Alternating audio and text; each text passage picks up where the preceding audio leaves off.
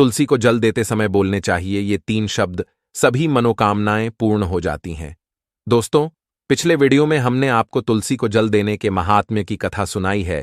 आज के इस वीडियो में हम जानेंगे तुलसी को जल देते समय क्या बोलना चाहिए।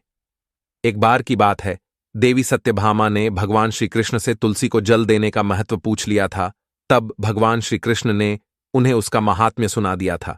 आगे देवी सत्यभामा कहती है, हे स्वामी, आपने मुझे तुलसी को जल देने का महत्व तो बता दिया है, किंतु अब मेरे मन में यह जानने की जिज्ञासा हो रही है कि तुलसी को जल कैसे देना चाहिए, तुलसी को जल देने की सर्वोत्तम विधि कौन सी है तथा तुलसी को जल देने का मंत्र कौन सा है। कृपया आप मुझे इन सभी प्रश्नों का उत्तर दें। तब भगवान श्री कृष्ण देवी सत्यभामा से कहते हैं, हे प्रिय, जिस प्रकार से मैंने तुम्हें तुलसी का माहात्म्य सुनाया है, उसी प्रकार से तुलसी को जल देते समय बोले जाने वाले मंत्र का भी बड़ा महत्व है। यह मंत्र केवल 3 शब्दों का है, किंतु इसका प्रभाव बहुत कल्याणकारी है। जो भी मनुष्य नित्य तुलसी को जल देते समय अपने मुख से केवल ये 3 शब्द बोल देता है, तो साक्षात लक्ष्मी उसके घर में प्रवेश करती है। उसकी दरिद्रता समाप्त हो जाती है, उसे धन धान्य की प्राप्ति होती है। वह मंत्र बताने से पूर्व मैं आपको तुलसी के इस मंत्र का महात्म्य सुनाता हूं। इस महात्म्य को सुन लेने मात्र से ही मनुष्य के समस्त पाप नष्ट हो जाते हैं। उसे 100 वर्षों तक तुलसी को जल देने का पुण्य प्राप्त हो जाता है। इसीलिए देवी, आप इस कथा को ध्यान से पूरा जरूर सुने। देवी सत्यभामा कहती है, हे प्रभु, मैं इस कथा को पूरा अवश्य सुनूंगी, आप मुझे तुलसी के मंत्र का महात्म्य सुनाइए। श्री कृष्ण कहते हैं, हे देवी सत्यभामा, दक्षिण में एक अत्यंत शोभायमान नगरी थी। उस नगरी में सुशर्मा नाम का एक खोटी बुद्धि का ब्राह्मण रहता था। पापियों का तो वह शिरोमणि था। उसका जन्म एक ऐसे ब्राह्मण परिवार में हुआ था जो पाप कर्म करने वाले, शास्त्र ज्ञान से शून्य थे। वह जन्म से तो ब्राह्मण था, किंतु कर्म से वह अत्यंत दुराचारी था। वह न पूजा पाठ करता, न ध्यान करता, न जप, न होम और न ही अतिथियों का सत्कार करता था। उसके द्वार पर आए अतिथियों को बिना दान किए ही क्रूरतापूर्वक भगा देता था। स्त्री लंपट होने के कारण वह सदैव ही पराई स्त्रियों में आसक्त रहता था। उसे मदिरा पान करने की भी आदत थी, साथ ही वह मांस खाया करता था। वह दिन में खेत में काम करके पत्ते बेचकर जीविका चलाया करता था और रात्रि में वेश्याओं का सेवन करता था। इस प्रकार से उस ब्राह्मण ने अनेक वर्षों तक जीवन व्यतीत किया। फिर एक दिन वह दुर्बुद्धि सुशर्मा बेचने के लिए पत्ते इकट्ठा करने के लिए एक ऋषि की वाटिका में घूमने लगा और पत्ते तोड़ने लगा। तभी एक काल रूपधारी काले सर्प ने उस ब्राह्मण को काट लिया और उसी समय पर उसकी मृत्यु हो गई। उसके बाद 2 यम के दूत उसे लेने के लिए उस स्थान पर प्रकट हुए और उसे उठाकर यमलोक ले जाने लगे। मार्ग में वह यमदूतों के सामने बहुत विलाप करने लगा, हे दूतों, मुझे कहां ले जा रहे हो? मुझे छोड़ दो, मेरे प्राण बख्श दो। किंतु यमदूत उसे यह कहते हुए ले जाने लगे, अरे दुष्ट ब्राह्मण, तेरे पाप कर्मों के कारण तुझे सांप ने काट लिया है।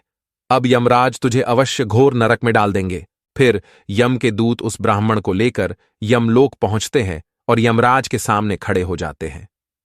चित्रगुप्त उस ब्राह्मण का लेखा जोखा निकालते हैं और यमराज से कहते हैं, हे धर्मराज, इस ब्राह्मण ने बचपन से लेकर मृत्यु तक पाप ही पाप किया है, इसने कभी कोई पुण्य का काम नहीं किया है।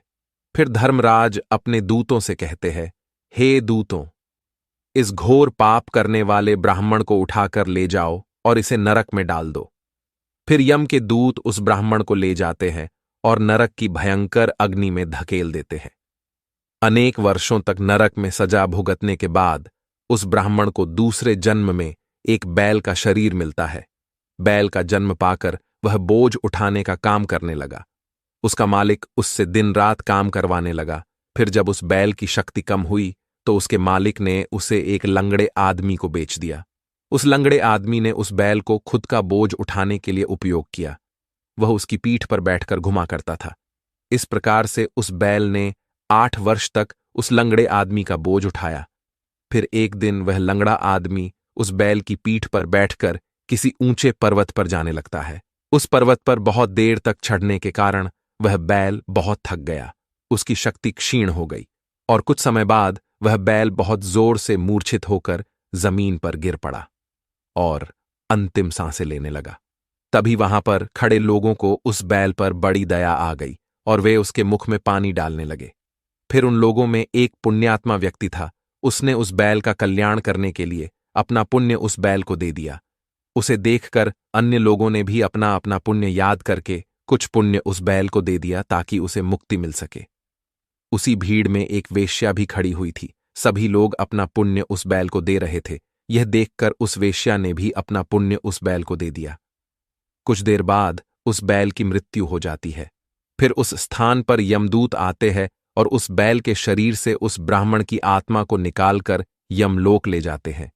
यमलोक ले जाने पर उसे यमराज के सामने खड़ा किया जाता है और फिर चित्रगुप्त उसका लेखा जोखा देखते हैं तो वे आश्चर्य में पड़ जाते हैं। उस वेश्या के द्वारा उस बैल को दिया हुआ पुण्य बहुत बड़ा होता है। उस पुण्य के प्रभाव से उसके सभी जन्मों के पाप नष्ट हो जाते हैं। फिर यमराज उस ब्राह्मण के सभी पाप क्षमा करते हैं और कहते हैं, हे ब्राह्मण, उस वेश्या ने तुझे अपना पुण्य देकर तुझ पर बड़ा उपकार किया है।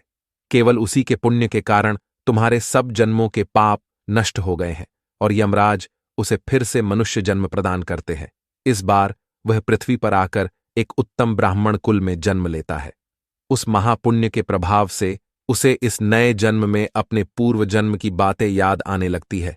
जब वह ब्राह्मण बड़ा हो जाता है तो उसे याद आता है कि पिछले जन्म में जब वह बैल था तब एक वेश्या ने उसे उसका पुण्य दे दिया था। इसीलिए उसके मन में उस वेश्या के बारे में जानने की इच्छा होती है और उस महापुण्य के बारे में जानने के लिए उस वेश्या का पता लगाकर उसे ढूंढते हुए उसके नगर में चला जाता है। वह वेश्या अब बूढ़ी हो चुकी थी। फिर जब उसे वह वेश्या मिल जाती है तो वह उसके सामने जाकर उसे बार बार प्रणाम करता है और उस वेश्या का धन्यवाद करने लगता है। वह वेश्या कहने लगती है, हे ब्राह्मण श्रेष्ठ, आप कौन हैं और किस कारणवश आप मुझ वेश्या को धन्यवाद दे रहे हैं? मैंने आपका कौन सा कार्य किया है जो आप मुझे नमस्कार कर रहे हैं?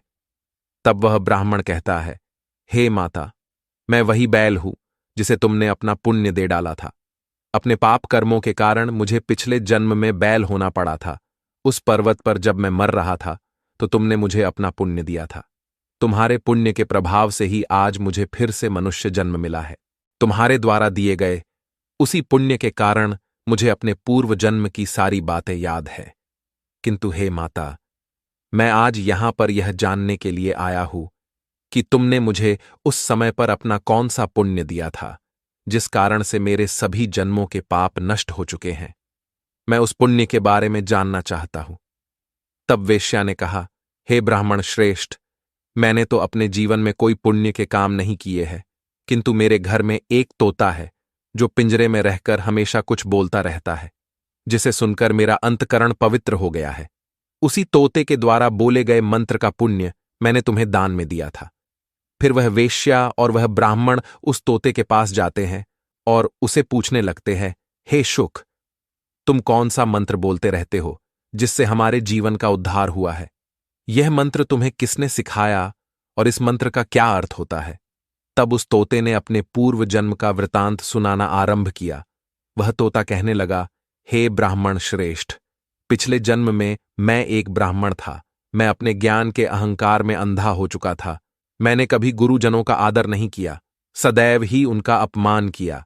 मुझे अपने ज्ञान पर इतना अधिक घमंड हो गया था कि जिस कारण से मेरे क्रोध बहुत अधिक बढ़ गए और मैं सभी से द्वेष करने लगा, अन्य मनुष्यों को तुच्छ समझने लगा, विद्वानों का भरी सभा में अपमान करने लगा। फिर कालांतर में मेरी मृत्यु हो गई और मुझे यमलोक ले जाया गया। पूज्य जनों और गुरुजनों का अपमान करने के कारण मुझे तोते के कुल में डाल दिया गया और मेरा जन्म एक तोते के रूप में हो गया। मेरे पाप कर्मों के कारण छोटी अवस्था में ही मेरा अपने माता पिता से वियोग हो गया। फिर मैं पेड़ की डाल पर बैठकर रो रहा था तो उसी स्थान से कुछ मुनि जा रहे थे। उन्होंने मेरी दयनीय पुकार सुनी और मुझे लेकर अपने आश्रम में चले गए। वहां उस आश्रम पर उन्होंने मुझे एक सुंदर पिंजरे में रखा और मेरा अच्छी तरह से ख्याल रखा। वे मुझे नित्य भोजन दिया करते थे और पढ़ाते थे। उस स्थान पर वे ऋषि मुनि, उनकी स्त्रियां और बालक सभी नित्य तुलसी के पौधे को जल देते थे और उसके सामने एक मंत्र का जाप करते थे। उन्हीं के मुख बार बार उस मंत्र को सुनकर मैंने उसे रट लिया और तभी से मैं उस मंत्र को जान गया हूं और वही मंत्र में दिन रात बोलता हूं। उस मंत्र के प्रभाव से मेरी कभी मृत्यु नहीं हुई और मेरी आयु 100 वर्ष की हो गई और मैं इतने वर्षों तक जीवित रहा। इसी बीच एक रात को एक चोर उस स्थान पर आ गया और उसने मुझे वहां से चुरा लिया और फिर इस वेश्या ने मुझे उस चोर से खरीद लिया।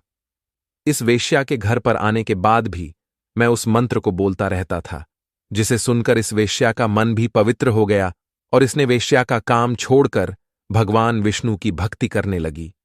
उसी मंत्र के प्रभाव से मेरे पूर्व जन्मों के सभी पाप नष्ट हो गए और उसी मंत्र के प्रभाव से इस वेश्या का भी अंतकरण पवित्र हो गया।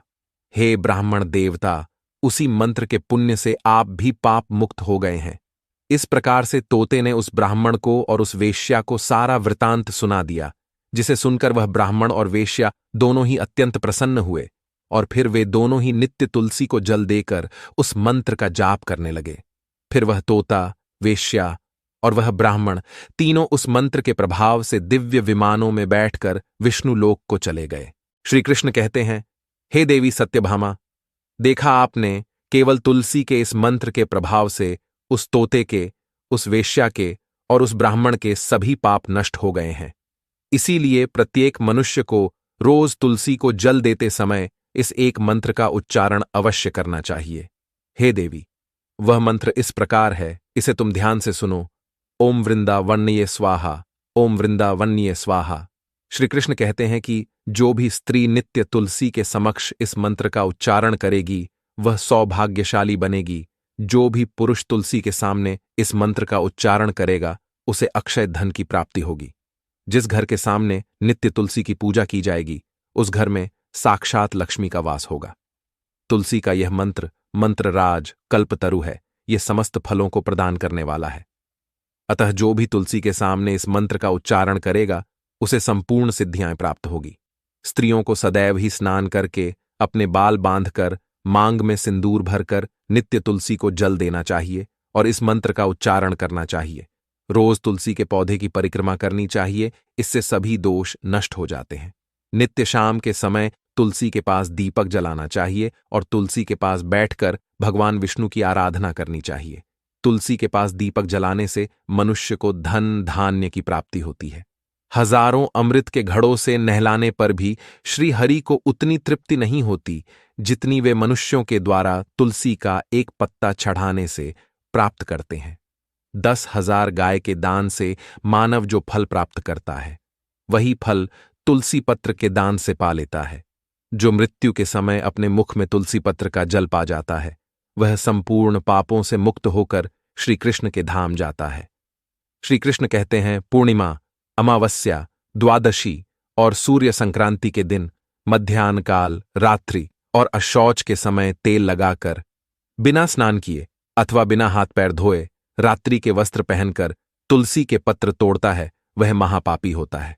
श्राद्ध, व्रत, दान, प्रतिष्ठा तथा देव पूजा के लिए तोड़े हुए तुलसी पत्र बासी होने पर भी 3 रात्रि तक पवित्र ही रहते हैं। तुलसी का एक एक पत्ता न तोड़कर पत्तियों के साथ अग्रभाग को तोड़ना चाहिए।